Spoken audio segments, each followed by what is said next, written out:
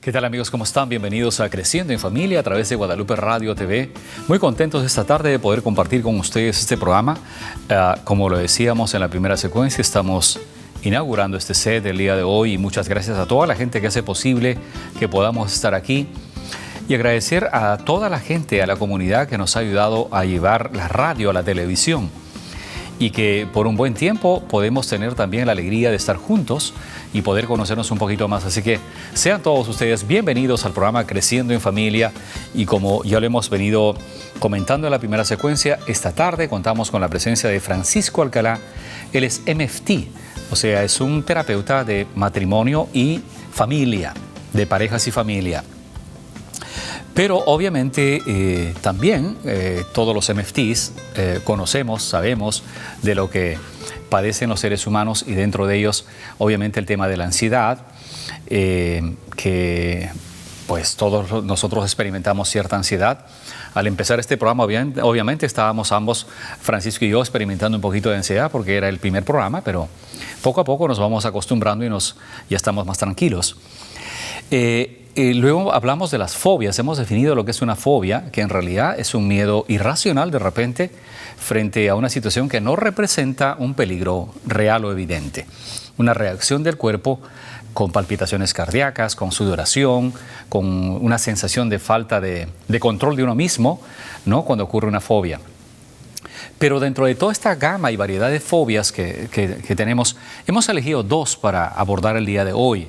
Y en primer lugar vamos a hablar de la agorafobia.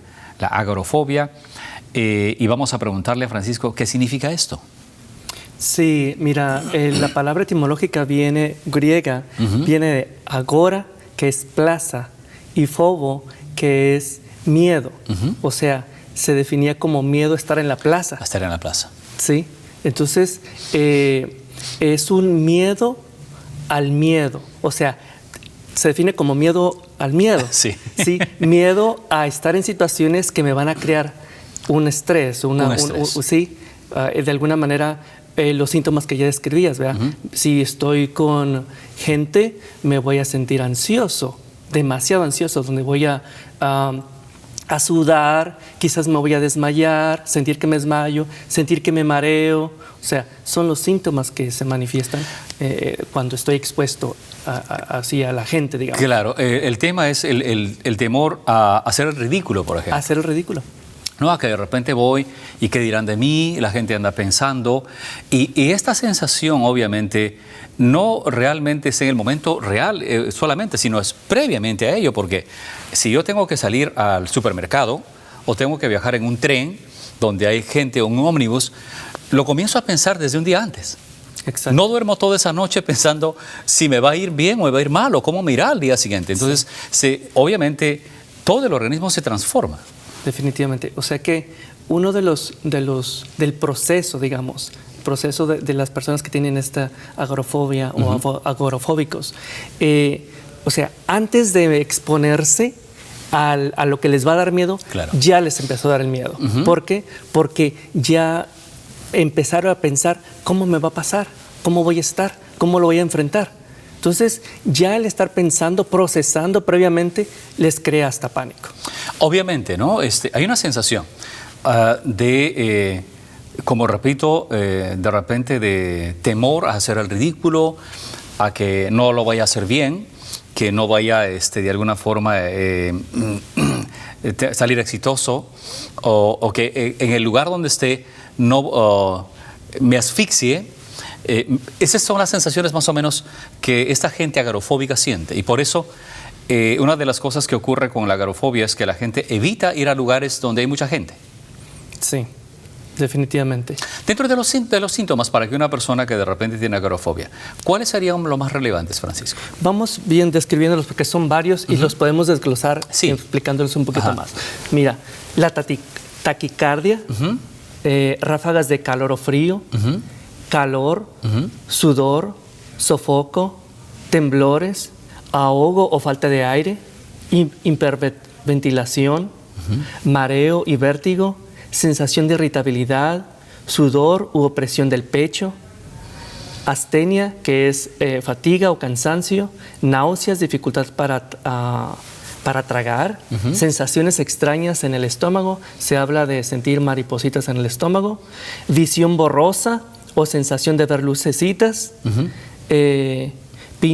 pinchazos, ¿verdad?, en el cuerpo, calambres, entumecimiento, tensión, piernas débiles, debilidad, palidez, sensación de orinar o evacuar, entre otros. Pero te escribo estos porque son como es la gama amplia. La gama amplia. Amplia. Sin embargo, hay otros digamos que hay otros síntomas más comunes, ¿sí? Sí. Más comunes.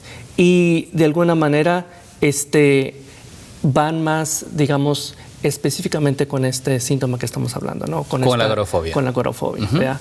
Por ejemplo, hablamos de la palpitación del corazón, ¿sí? ¿Qué es lo que pasa con esto? La gente empieza a palpitar el corazón, me va a dar un ataque al corazón. Sí, es como la consecuencia. Sin embargo, la explicación es que fisiológicamente sería lo opuesto. Me está palpitando, mi corazón está latiendo más, aún mayor, que no se está apagando, no se está bajando, ¿sí? Sí. Entonces, es una deformación de alguna manera aquí en nuestro intelecto. Lo que tenemos que decir de las fobias es que el miedo no existe físicamente, pero el miedo existe en nuestra imaginación.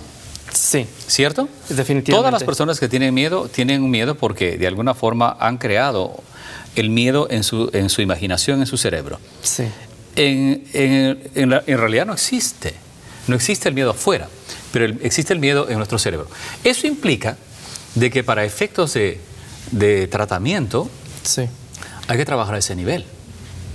A ese nivel de cambiar esa percepción distorsionada que tenemos de las cosas que están a nuestro alrededor. Sí. Es fascinante, es extraordinariamente bonito trabajar con gente que tiene fobias. Yo he tenido una experiencia muy bonita trabajando hace poco con un cliente que tiene una fobia terrible, una fobia social, obviamente, a hablar con otros. Sí. Cada vez que llegaba, vamos a hablar de eso cuando regresemos de la pausa comercial. Pero antes que nos gane el tiempo en este tipo de trastorno, ¿cuáles son las recomendaciones más específicas que podemos hacer? No vamos a hacer terapia aquí en el programa de televisión, pero podemos recomendar algunas cosas para que esta gente pueda encontrar de repente un alivio a esta situación. Sí. Lo que más ayuda es buscar métodos o medios de relajación. Eso. Número uno. Entonces, como hay una ansiedad terrible, hay que buscar formas en las que uno pueda aprender a relajarse. Exacto. Tranquilizarse, relajarse. A nivel físico y a nivel mental. Definitivamente. Y a nivel mental hay que buscar cómo cambiar esas distorsiones, porque son distorsiones psicológicas, catastróficas, o me voy a morir, o me va a dar un ataque al corazón. Entonces, el método es buscar cómo cambiar el modo de pensar, pensamientos negativos. Claro. Una cosa que es muy importante en las fobias, si es una fobia específica, es enfrentarla. Definitivamente. De una forma obviamente organizada, con la ayuda de un profesional, ¿no?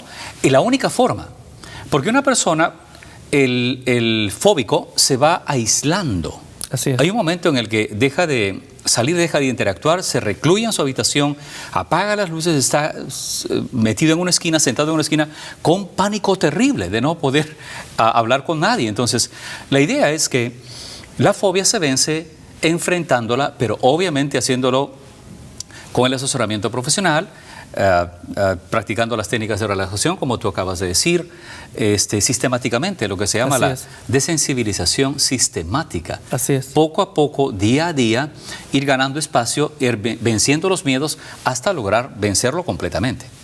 Definitivamente. Esa es la técnica, ¿no? Esa es la técnica. Ok, primero ejercicio de relajación para bajar la ansiedad, luego esta técnica de enfrentar el miedo, y tercero, lo que tú acabas de decir, es obviamente el cambio de pensamientos. Sí. Hacer consciente de que sí puedo dar pasito a pasito y hacer lo he podido hacer.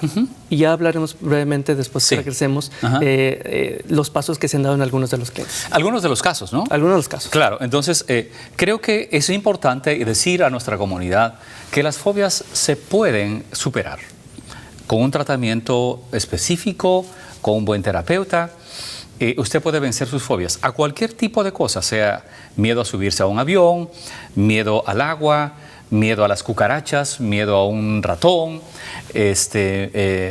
a cualquier tipo de fobia. Se puede superar, obviamente, cuando usted recibe la ayuda profesional de alguien que conoce el tema y que puede guiarlo poco a poco.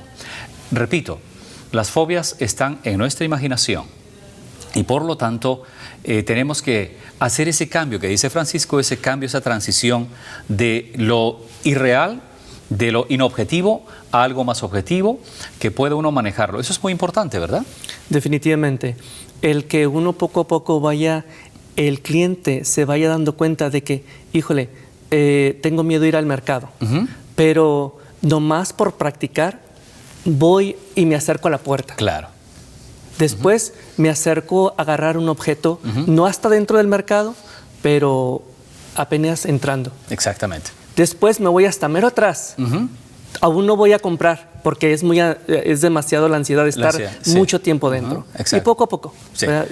Vamos a tener que ir a una pausa comercial otra vez, mi querido Francisco, y vamos a regresar aquí en Creciendo en Familia el día de hoy. Es una clase bastante bonita esta. Digo clase porque parece que un maestro aquí, mi querido amigo Francisco. Gracias.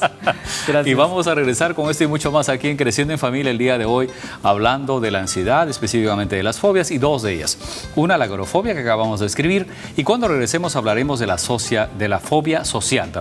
Regresamos con esto y mucho más aquí en Creciendo en Familia a través de Guadalupe Radio TV. Lindo tema, ¿verdad? Muy bien. Lindo tema. Yo creo que es muy importante y cuando regresamos de la pausa definimos obviamente lo